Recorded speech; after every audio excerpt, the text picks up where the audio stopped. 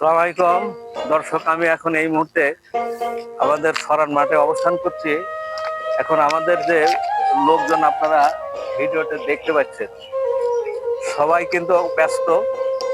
এখন এখন ধানের চারা, এই যে ধানের চারা এখন ওই রোপণাগার থেকে ধানের চারাগুলা নিয়ে এসেছে এরা। আসার পরে এখন খাবার টাইম। তো দর্শক, এখন এই খাবার টাইমে এখন এই যে রাস্তার পাশে যে তেঁতুল গাছের ছাই, এখন জনগণ সব খাওয়ার জন্য সব ব্যস্ত।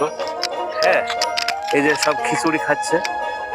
খিচুড়ি, এই যে খিচুড়ি আর কি আছে গো, খিচুড়ির সাথে খিচুড়ি আর ঝালখানা, এগুলা এইগুলো এগুলো এগুলা এই যে সব খিচুড়ি খিচুড়ি খিচুড়ি আর ঝালখানা দিয়ে সবাই সবাই খাচ্ছে। এখানে এখানে পানির ব্যবস্থা আছে, টিউবওয়েলের ব্যবস্থা আছে, ধোয়ার ব্যবস্থা আছে।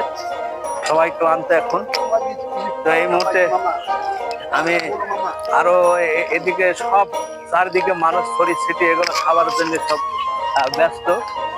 তো ভিডিওটি আপনারা দেখেন, কত একটা সুন্দর, একটা মন মুগ্ধকর পরিবেশ। গ্রামের এই ঐতিহ্যটাকে আপনাদের সামনে এবং সারা বিশ্বে তুলে ধরার জন্য আমি চেষ্টা করছি। এদিকে আরো যে লোকজন আছে মাঠে, এদেরও প্রায় ধান লাগানো প্রায়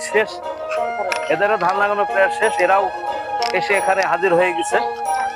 তো এই একসঙ্গেই সবাই খাবার জন্য রেডি হয়ে আছে। এখানে পার্টি দুইটা, একটা হয়েছে আমাদের মিন্টুর পার্টি, মিন্টুর পার্টি ধান লাগানো প্রায় শেষ। ওরা সব আসছে, সব হাত পা ধুচ্ছে ওখানে। আর এখানে আরেকটা আমাদের বস আছে। হ্যাঁ, এই যে আরেক পার্টি, যে এদিকে তাকানো, এই যে আমাদের আরেক পার্টি, যে একটু কথা বলেন আমাদের। ইনশাল্লাহ এখন ধানের মৌসুম, মানুষ সবাই ধান টান লাগাচ্ছে। হ্যাঁ, তো এই যে ধান লাগাচ্ছে, এত কষ্টের বিনিময়ে ধানগুলা যে আপনি লাগাচ্ছেন, তো ধানের যে খরচ, এই খরচের উপরে যে সরকার যাতে সার, ডিজেল, এগুলা কীটনাশক, এগুলা যেন ন্যায্য মূল্যে দেয়, যাতে ধান লাগানোর পরে যাতে সবাই সুস্থভাবে স্বল্প খরচে ধানগুলো আবাদ করতে পারে এবং ন্যায্য দামে ধানগুলো বিক্রি করতে পারে। যদি দাম বেশি হয় তাহলে তো ধান চাষি মার খেয়ে যাবে। খরচের হিসাব করতে কিন্তু আমরা চাষ করে পারবো, সেটা সঠিক আছে। কিন্তু চাষে বর্তমান বাংলাদেশের পরিস্থিতি আমাদের, হ্যাঁ, কোনো চাষে আমাদের খরচ হচ্ছে। এই যে পাট বড় 1 বিঘা জমিতে কত টাকা ইনভেস্ট লাগছে, 7-8 টাকা ইনভেস্ট লাগছে, কাটতে লাগছে 4-5 টাকা। হ্যাঁ, সব মিলে হিসাব করতে গেলে, জনের সঙ্গে সব মিলে হিসাব করতে গেলে দেখা যাচ্ছে কিছুই থাকবে না। তারপরেও আমাদের চাষ করতে হবে। পাটের দামটা হঠাৎ করে পড়ে গেল, পাটের দাম পড়ে গেছে, একবার পড়ে গেছে। পাটের দাম যদি পড়ে যায় তাহলে চাষি ধরা খেয়ে যাবে। বিশাল একটা ধারণা। এবং আমি আমার ভিডিওতে আরো আমি বলতে চাচ্ছি যে পাটের দাম যেন না কমে। চাষিরা যদি পাটের দাম কমে যায়, তাহলে ধান লাগানোর যে খরচটা, এই খরচটা তারা মানে কুলিয়ে উঠতে পারবে না। তবে আমি বিশেষজ্ঞ মহল, যারা সচেতন মহল, যারা আমার ভিডিওটি দেখছেন, অবশ্যই আপনারা শেয়ার করবেন, যাতে সরকারের কাছে অনুরোধ করবেন এবং যে পাটের দাম যেন না কমে এবং সার, ডিজেল এবং কীটনাশকের দাম যেন নিম্নতম থাকে, যাতে চাষি সাশ্রয়ীভাবে আবাদটা করতে পারে। সব তবে নিয়মিত তারা পায়। হ্যাঁ, সেটা তৎপরতা নিয়ে যেন সবাই জিনিসগুলো পায় আমরা আর কি। সার, ডিজেল এবং যাবতীয় চাষের জিনিস যা কিছু লাগে, হ্যাঁ, সবকিছু যেন নিয়মিত আমরা পাই, এটুকু আমাদের আপনারা। আচ্ছা, ধন্যবাদ। তবে আমরা এখানে আরেকটু যাচ্ছি, যে এখানে আমাদের খাবারের যে মানটা দেখেন। এখানে এই যে দেখেন, এই যে খিচুড়ি ঝালখানাটা কেমন লাগছে গো? ঝালখানা খুব ভালো। একটা প্লেট আমাকে ওটা দাও দিন, দেখি তোমাদের ভাত কেমন লাগে, দেখি একটা প্লেট দাও। তো আমি এখন এই মুহূর্তে আমাদের মিন্টুর কয়জন লোক আছে, মিন্টুর সাক্ষাৎকার নিস না? 10 জন।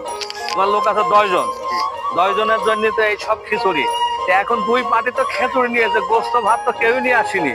তো পাবলিকে যে এত কষ্ট করে কাজটা করে নিয়েছে, কমপক্ষে একটা দিন, বছরে একটা দিন যে খাবারটা দিবা, কমপক্ষে একটু গোস্ত তো একটু দেওয়ার দরকার ছিল, যাতে ওরা কাজ একটু ভালো করে। শুধু চাষি, শুধু সরকারি মাছ দিচ্ছি, যে ওই যে সার, ডিজেলের এগুলা দাম বেশি দিচ্ছি, আবার গেরস্থ যদি চাষিদের যদি মানে অত্যাচার করে তাহলে এই যে খাবার এই যে খাবার এই খাবারে যে এই সুদে ঝাল ছাড়া আবার খিচুড়ির ভিতরে একটা গোস্ত টুকরো দিয়ে তো পাবলিক খাইতো এটাও একটা মানে অত্যাচার একটা জনগণের উপরে ঠিক না চাষিকে সবাই কাজ তো আমার একলা করবে না আমরা সকালবেলা এসে হয়তো আমার 2 বিঘা ধান লাগাইলে 10টা মুনিশে তারপর আবার আরেকজনের জমিতে যাবে ঠিক আছে ও আরেকজনের জমিতে গিয়ে আবার 2 বিঘা 1 বিঘা লাগাবে লাগানোর পরে এখানে একটা ব্যাপার আছে যে সকালে তো আর মানুষের খাওয়ার টাইম থাকে না দুপুরের টাইমটা তোমার ভাগে পড়ে গেছে ঠিক না দুপুরের টাইমটা তোমাকে একটা হিসাব করার দরকার ছিল যে আজকে না একটু খাবার ভালো খাবার দিই সুনামের সাথে সবাই খাগে এটা ভুল হয়েছে স্বীকার করতে হবে ওদেরকে গরুর মাংস দিই না না গরুর মাংস বলি কথা না একটু উন্নত মানের দিলে ভালো আপনার একটা কথা না রাখি হয় না আচ্ছা পরক্ষণে যাওয়ার হয়ে গেলে পরক্ষণে অবশ্যই ভালো দেওয়ার চেষ্টা করবো যাতে সবাই ভালো থাকে 100 ঠিক আছে মিন্টুকে আমি অনেক ধন্যবাদ ধন্যবাদ আপনাকে ধন্যবাদ আচ্ছা তো দর্শক এখন আমি এই মুহূর্তে আমরা এই খাবারটা একটু খাবো একটু খাবারটা একটু দেখেন দেখি খাবারটা কেমন লাগে হ্যাঁ তো খাবারটা একটু খাবো আমি কারণ এই যে সবাই সামনে খাওয়া এই যে কত যে একটা আনন্দ এই আনন্দটা আমি উপভোগ করার জন্য আমি খানা খাচ্ছি তো আমার ক্ষুধা নেই আমি বাড়ি থেকে অলরেডি খেয়ে এসেছি তারপরেও এদের সঙ্গে আমি আরে ভাই এত ঝাল দেয় এই ঝাল দিলে তো অবস্থা খারাপ হয়ে যাবে এত ঝাল খেতে খারাপ হয়ে যাবে হ্যাঁ না খুব সুন্দর টেস্ট হয়েছে মিন্টু মনে হয় চর্বি টর্বি একটু দিয়ে আছে মনে হ্যাঁ চর্বি টর্বি একটু দিয়ে আছে আচ্ছা ঠিক আছে তবে দর্শক আমি আরো এই মুহূর্তে আর ভিডিওটি ডিলেট করতে চাচ্ছি না কারণ আমার গ্রামের যে পরিবেশ এই ঐতিহ্যকে আমি সবার সামনে তুলে ধরার চেষ্টা করেছি আপনাদের যদি ভালো লাগে তবে লাইক কমেন্ট এবং শেয়ার করবেন এবং আমার ভিডিওটি অবশ্যই শেয়ার করে তার দিকে ছড়িয়ে দেবেন যাতে আমরা বাংলাদেশের গ্রামের মানুষগুলো একসঙ্গে মিলেমিশে থাকতে পারি এবং একসঙ্গে যাতে সবাই কাজকর্ম করতে পারি দ্বিধাদ্বন্দ্ব বাদ দিয়ে তাই সকলের মঙ্গল কামনা এখানে শেষ করছি আল্লাহ হাফেজ।